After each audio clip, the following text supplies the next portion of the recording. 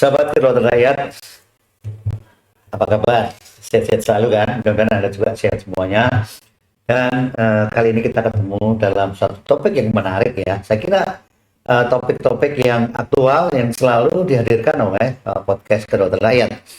Kita tahu pada masa Nabi Muhammad SAW, zakat bukan sekadar kewajiban individu, tetapi juga bagian dari sistem keuangan negara Islam untuk mengurangi kesenjangan sosial dan membantu kesejahteraan masyarakat. Dan sahabat Kedaulatan Rakyat, kali ini kita hadirkan tokoh-tokoh rumah zakat Yogyakarta yang sebelah kanan ibu itu paling ibu ya, ibu itu ya.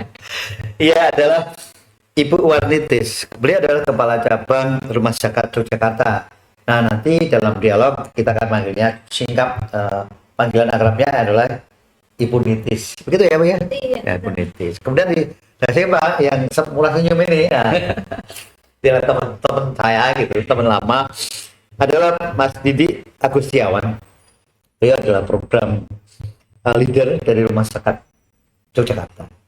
Nah, banyak yang kita bisa gali dari masalah-masalah zakat yang mungkin kita pengen tahu sih, kita itu pengen zakat kemana sih? Nah, nanti bisa kita tanyakan ya. Baik, Ibu Nitis, apa sih sebenarnya misi-misi rumah zakat itu untuk memberdayakan masyarakat melalui zakat? Iya, terima kasih. Jadi kalau rumah zakat itu berdiri tahun 98. Jadi ini sudah tahun ke-27 ya. Kami memiliki visi menjadi lembaga filantropi global yang mewujudkan masyarakat berdaya melalui kolaborasi kebaikan berkelanjutan. Ada 3 poin di sana. Lembaga filantropi global, kemudian mewujudkan masyarakat berdaya, yang ketiga melalui kolaborasi kebaikan berkelanjutan. Nah, artinya peran rumah zakat di sini itu tidak hanya kemudian ingin memberikan kebermanfaatan di tingkat Indonesia saja gitu, tapi kemudian untuk masyarakat dunia gitu, terkait dengan isu-isu kemanusiaan, isu-isu sosial, kebencanaan gitu, isu-isu kemiskinan seperti itu. Nah, kemudian mewujudkan masyarakat berdaya. Artinya apa? Bahwa optimalisasi dari zakat yang dikelola melalui rumah zakat itu kami punya harapan, punya goals untuk memiliki manfaat yang berkelanjutan. Tidak hanya kemudian sekedar zakat itu ditunaikan kemudian tersalurkan kepada yang berhak selesai gitu. Tapi ada nilai edukasi, nilai yang kemudian kita angkat, dan kemudian capacity building yang kita terapkan di masyarakat untuk mengangkat derajat mereka tidak hanya menjadi seorang mustahik terus menerus gitu, tapi kemudian mereka bisa naik, bertumbuh gitu ya, Bahkan menjadi muzaki ya. Muzaki itu yang kemudian menjadi goals akhir dari penyaluran zakat itu. Nah, poin ketiga melalui kolaborasi berkelanjutan. Artinya kami tidak bisa bekerja sendiri. Jadi lembaga zakat, rumah zakat ini tidak bisa bekerja sendiri. Tentu kami harus berkolaborasi dengan seluruh stakeholder yang ada gitu ya di masyarakat, baik dari unsur pemerintahan, media termasuk gitu ya. Kemudian semua hal yang kemudian punya mimpi yang sama gitu ya, untuk saling melengkapi satu sama lain, saling mendukung satu sama lain, dan itu berkelanjutan gitu, tidak hanya hal-hal yang kemudian sifatnya insidental seperti itu. Jadi merangkul seluruh elemen masyarakat untuk terus ya mewujudkan masyarakat yang berdaya. Baik, itu kemudian saya ke Mas Agus ya, Mas Agus jangan. Kaitannya dengan sebenarnya karena beliau ini leader untuk urusan leader ya. Peranan rumah zakat sendiri dalam mengembangkan program-program zakat yang produktif untuk ekonomi rakyat. Bagaimana programnya, apa yang dilakukan oleh rumah zakat? Siap, Pak. Jadi di kita ada 4 rumpun program yang dijalankan. Yang pertama itu adalah di bidang ekonomi, terus yang kedua di bidang kesehatan, terus yang ketiga di bidang lingkungan, ekonomi, kesehatan, lingkungan, sama pendidikan, Bapak. Ya, jadi 4 core program yang dijalankan di rumah zakat. Jadi memang dari masing-masing program ini punya kekuatan, punya ciri khas yang saling menopang. Tapi terkait dengan pemberdayaan yang sangat kuat nih, dalam rangka pengentasan kemiskinan, itu adalah di salah satunya memang di program ekonomi ya, di pemberdayaan ekonomi. Jadi di pemberdayaan ekonomi itu kita ada program bantuan kewirausahaan. Jadi kita memberikan sarana usaha untuk modal usaha untuk masyarakat yang kita dampingi, kita bina untuk bagaimana bisa meningkatkan kesejahteraan ekonominya. Iya, menarik ya. Jadi sobat Roda Rakyat, jadi menarik program-program zakat ini, dan ini untuk mensejahterakan rakyat. Bagaimana kita juga ikut berperan di sana. Nah, kembali Ibu, kira-kira program yang sudah jalan, yang sudah terbukti itu apa Bu, yang sudah jalan seperti dikatakan oleh Pak Agus tadi? Iya. Program yang dijalankan oleh Rumah Zakat, kita biasanya terintegrasi dalam satu wilayah binaan, ya, agar lebih fokus. Kemudian secara pemantauan itu juga lebih mudah. Terus kemudian kita tempatkan satu orang fasilitator sebagai pendamping masyarakat di sana, gitu. Sehingga mulai dari proses assessment, implementasi, kemudian evaluasi, gitu, hingga report itu benar-benar terkawal. Ya. Yang kami jalankan itu kan dana umat ya Pak ya. Nah, jadi memang kita harus hati-hati dan benar-benar tepat sasaran dan tepat manfaat, gitu. Sehingga perlu satu orang fasilitator program yang kemudian dia mengawal semuanya, gitu. Seperti tadi yang disampaikan tadi, dia ada program bantuan kewirausahaan, gitu. Untuk modal, benar nggak digunakan untuk modal, gitu. Rencana keuangannya seperti apa? Nah, bagaimana Ibu memantau itu?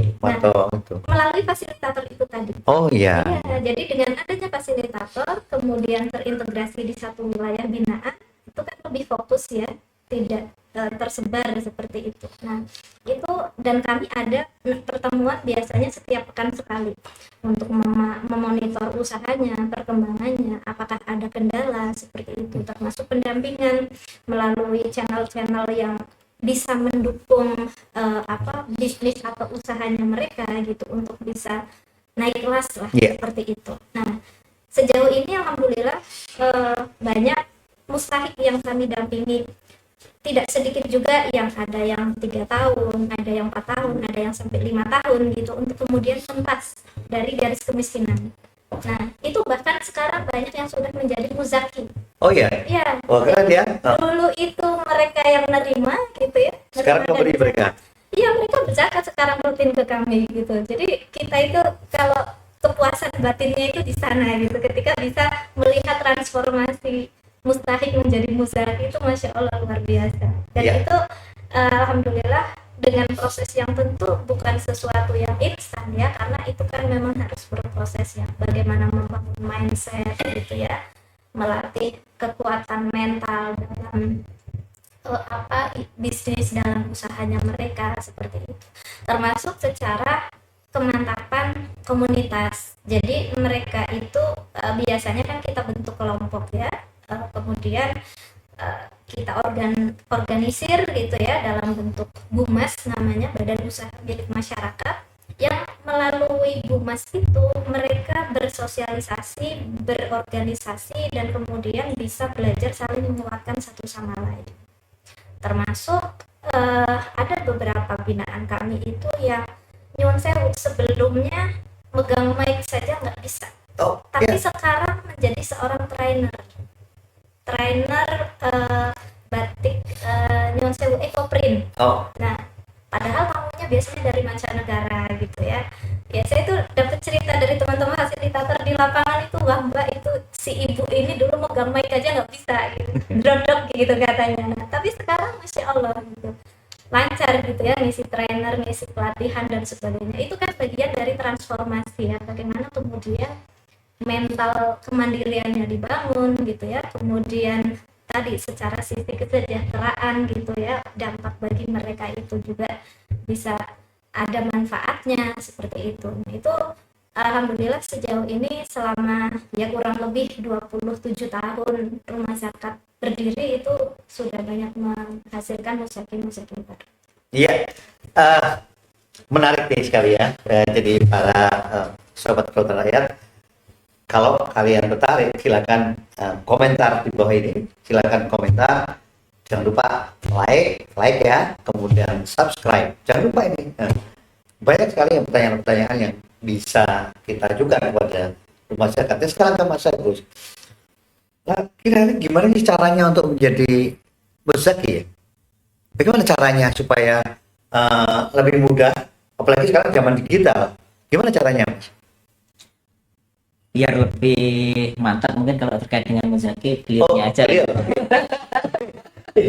Silakan Bu Titis. Ya, jadi sebenarnya untuk menjadi muzaki, jadi ada dua jenis gitu ya, donatur, muzaki sama munfik istilahnya. Apa itu?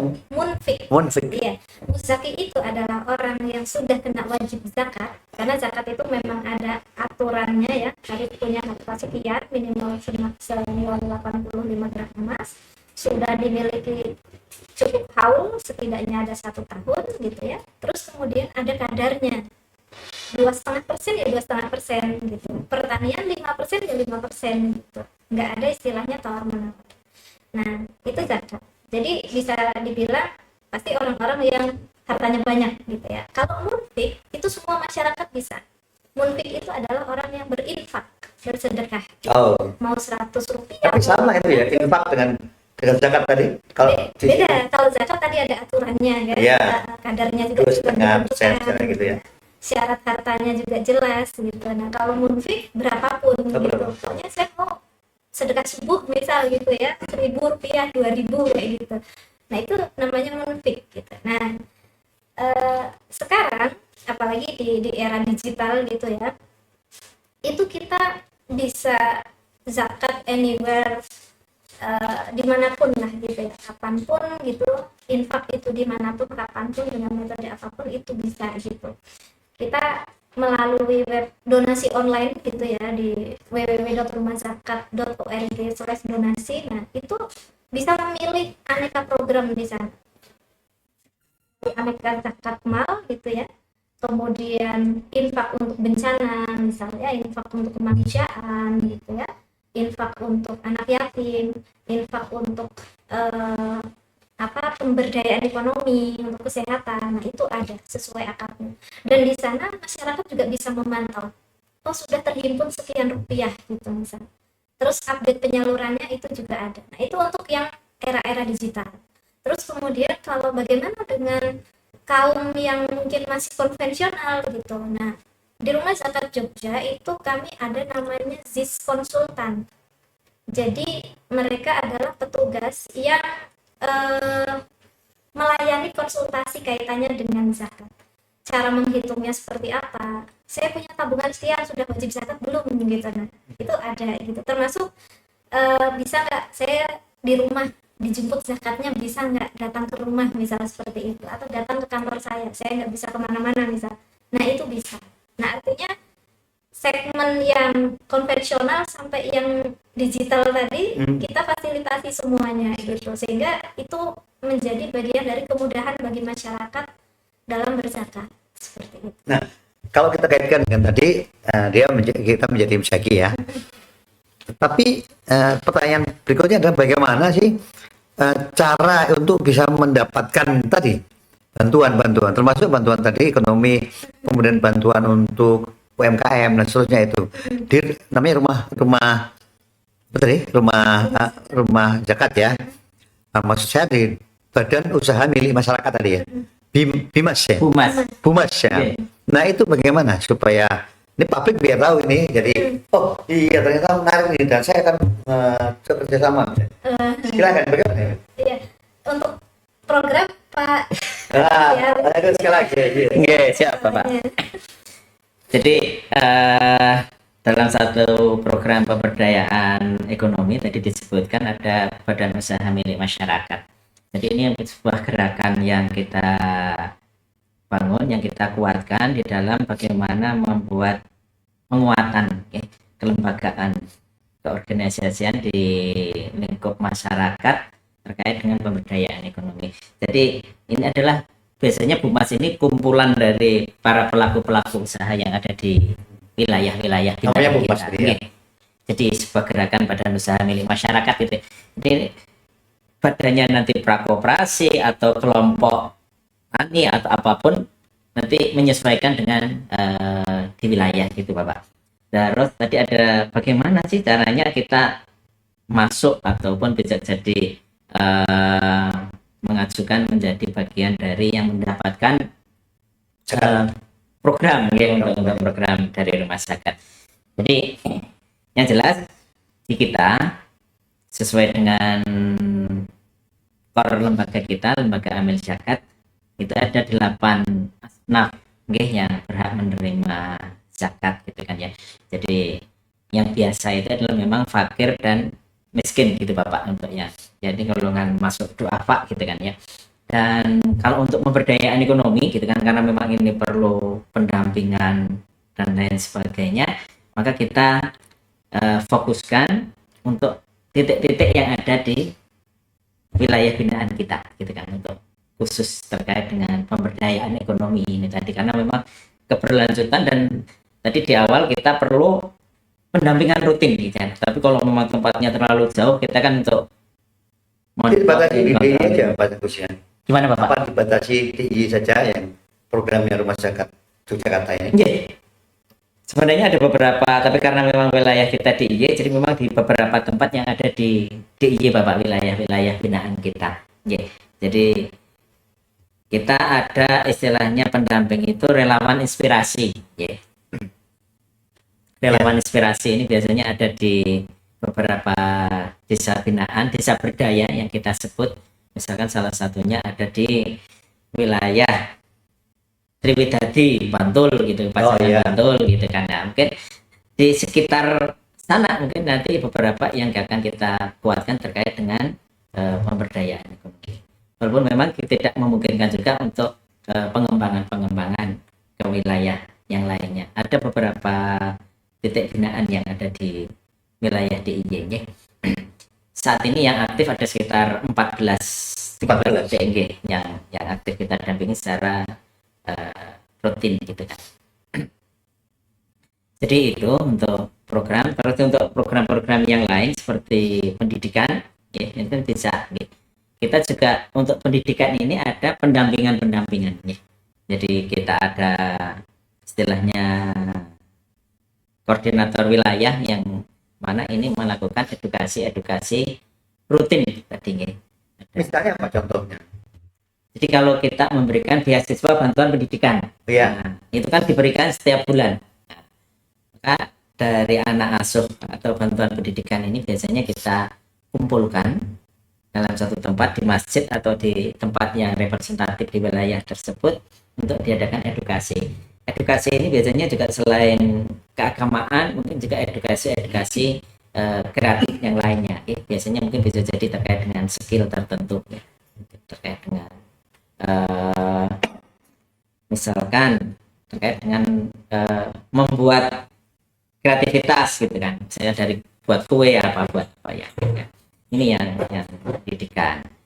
Terus juga ada beberapa program terkait dengan lansia, ya, ini kesehatan, ya, pemberdayaan kesehatan lansia. Jadi kalau di DIY ini kita ada salah satu program yang dijalankan itu di Patsarejo, Semanung Gunung Kidul, Bapak. Oh iya. Itu ada istilahnya di sana pos lansia Husnul Khotimah. Jadi dengan latar belakang lansia bunuh diri yang ada tinggi di Gunung Kidul, akhirnya kemarin kita munculkan pos lansia Husnul Khotimah ini, ya.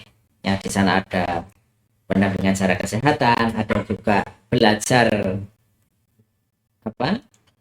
keagamaan, kolaborasi dengan Kemenak setempat, juga ada juga pemberdayaan ekonomi, bikin para lansia ini. Jadi memang segala program itu adalah arahnya bagaimana kita kuatkan untuk nanti sustainable-nya. Salah satunya di sana bikin lempeng desa, ya. Jadi lansia itu bikin kerupuk di gunung gitu loh. Lempeng desa itu ya apa ya? Lempeng desa itu jadi kan ada semacam kerupuk Bapak. Tapi memang ini dari gelepung gitu kan istilah kalau orang Gunung Kidul. Betul. Oke, bukan dari ketela ketela langsung itu, tapi ini dari gelepung.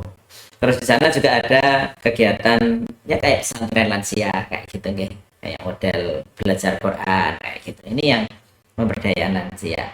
Dan juga untuk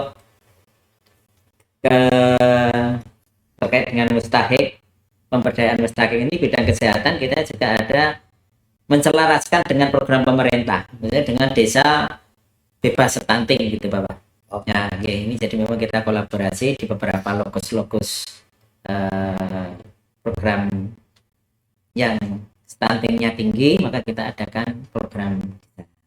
Jadi seperti pemberian PMT, terus edukasi ibu hamil, edukasi ibu menyusui gitu kan, terus juga kita coba inisiasi membuat dapur gizi gitu kan untuk memenuhi akan kebutuhan gizi masyarakat.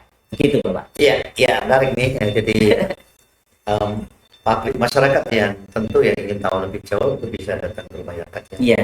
Jadi bagaimana mengakses, kemudian ikut menjalankan dan bersama-sama dengan yang lain untuk ikut menjalankan ekonomi masyarakat. Nah, Bu Lintis, nah tentu saya yakin gitu bahwa semua itu ada tantangan ya. Dan tantangan bagi rumah zakat Yogyakarta sendiri apa? Ada dua tantangan dari sudut pandang yang berbeda gitu. Jadi di lembaga zakat itu kan hulu hilir ya Pak ya. Jadi kalau di hulunya itu artinya di pendanaan. Nah, tantangannya tentu kaitannya dengan edukasi masyarakat. Oh. Ya, itu. Karena belum semua masyarakat di Indonesia yang notabene muslim terbesar ya di dunia gitu ya. Tapi kemudian aware ya, sadar akan menunaikan kewajiban zakat yang itu merupakan rukun Islam gitu. Artinya setara dengan wajib sholat, wajib puasa gitu kan. Zakat itu juga wajib. Masyarakat masih banyak tahunya zakat setahun sekali dan itu dibayar di akhir bulan Ramadan. Iya, zakat kayak biasanya begitu ya di kepercayaan masyarakat. Padahal zakatnya banyak, zakat mal, artinya zakat harta itu ya misal dia punya simpanan emas 100 gram saja itu kan sudah lebih dari 85 ya, itu udah kena zakat sebenarnya. Punya tabungan atau deposito gitu ya, sawah 1 hektar gitu ya, padinya mungkin menghasilkan sekian ton, nah itu kan juga ada zakatnya. Nah, jadi edukasi masyarakat itu yang pertama, kesadaran. Yang kedua adalah edukasi untuk menyalurkan zakat melalui lembaga resmi, karena ada juga yang mayoritas masyarakat itu maunya disalurkan langsung gitu. Disalurkan langsung, ketemu gitu sama mustahiknya atau bagi-bagi amplop gitu misalnya gitu ya. Nah ini yang kami harapkan kenapa lewat lembaga, agar tadi ada value, ada manfaat keberlanjutan, ada pendayagunaan yang bisa dilakukan, tidak sekedar pentasarufan. Betul. Jadi kalau zakat itu kan tersalurkan itu kan ada dua macam, pentasarufan yang sifatnya karitatif gitu ya, kasih sembako misal kayak gitu, selesai dah gitu. Ada yang sifatnya pendayagunaan dengan program-program pemberdayaan pendampingan itu tadi. Nah, ini value yang ingin kita angkat. Kenapa kemudian masyarakat muslim itu menunaikan zakat harus lewat lembaga resmi gitu. Makanya itu yang kemudian menjadi tantangan kami, edukasi masyarakat, dan ini tentu menjadi tantangan semuanya ya, termasuk di Kementerian Agama. Saya yakin juga mereka sudah luar biasa gitu ya effortnya. Tantangan yang kedua itu adalah di pendayagunaan. Kita harus mengubah mindset masyarakat yang mungkin nyuwun sewu sudah terbentuk sekian puluh tahun gitu ya, dengan kondisi kemiskinan yang cukup lama mereka hadapi gitu. Dan kita harus mengubah itu, growth mindset kan otomatis. Artinya kita harus membimbing mereka agar jangan kayak gini-gini terus gitu. Ayo, kamu bisa bertumbuh gitu. Artinya kita mencoba untuk agar masyarakat miskin tidak memelihara kemiskinan itu gitu. Dan ini tentu banyak ya, trial and error. Ada yang kami bina dampingin untuk pemberdayaan ekonomi, 6 bulan, 1 tahun, bosen gitu ya. Itu banyak gitu. Makanya kami ketika di awal proses screening assessment itu benar-benar ada kayak semacam komitmen gitu. Kenapa pentingnya tadi pendampingan fasilitator ya, relawan inspirasi itu menurut kami ini menjadi apa ya, penguat gitu ya dalam mengawal proses transformasi itu tadi gitu. Ya. Nah, itu. Baik, itu Sobat Kelutar Rakyat, menarik ya ternyata kalau kita bincang-bincang zakat ini berkaitan dengan ekonomi rakyat. Dan mungkin sahabat Kedaulatan Rakyat ingin tertarik itu, silakan nanti bisa menghubungi di Rumah Zakat. Di alamatnya di mana? Untuk kantornya di Jalan Veteran nomor 9, Mujamuju Umbu Oh, Harjo. iya. Teleponnya 0274 377 671. Ya, silakan nanti kita di awal searching aja udah langsung dapet kok. Baik, itu tadi menarik sekali apa yang banyak dibicarakan tadi. Silakan barangkali ada pesan-pesan untuk publik, untuk masyarakat, masih sesuatu yang, karena zakat tadi kan tantangannya ternyata banyak ya. Silakan Bu Ditis dulu. Iya, jadi untuk masyarakat Indonesia, masyarakat Jogja khususnya, ya, kami mengajak kepada masyarakat Muslim gitu untuk senantiasa lebih peduli lagi, menggali lagi potensi yang ada dalam diri, apakah kita ada masuk dalam kategori wajib zakat gitu ya, yang kemudian bisa kita keluarkan, karena apa yang kita miliki itu sejatinya tidak 100% milik kita gitu. Ada sebagian hak sesama yang kemudian harus kita keluarkan agar membawa kebaikan dan keberkahan untuk harta kita. Itu yang pertama. Yang kedua, kami mengajak kepada masyarakat untuk menunaikan zakat atau infak sedekah melalui lembaga resmi ya, dalam hal ini Rumah Zakat yang sudah mendapatkan izin dari Kementerian Agama RI, agar zakat itu punya dampak berkelanjutan untuk memberdayakan masyarakat gitu, sehingga semoga ini juga bisa menjadi bagian dari amal jariah untuk masyarakat ya, memiliki dampak keberlanjutan dan turut serta dalam mengataskan kemiskinan yang ada di Indonesia. Ya, terima kasih. Mas Agus, silakan. Siap. Ya, jadi tadi sudah disampaikan terkait dengan bagaimana kita, harapannya masyarakat untuk mengoptimalkan kesadaran di dalam zakat ya. Kita di program ya, khususnya adalah bagaimana dukungan dari masyarakat untuk menciptakan muzaki baru ya, yang transformasi dari mustahik menjadi muzaki. Ini perlu dukungan yang kuat, kolaborasi dengan masyarakat luas untuk bagaimana kita mengentaskan permasalahan-permasalahan di masyarakat, terutama mengentaskan garis kemiskinan, melompat dari garis kemiskinan menjadi muzaki tentunya.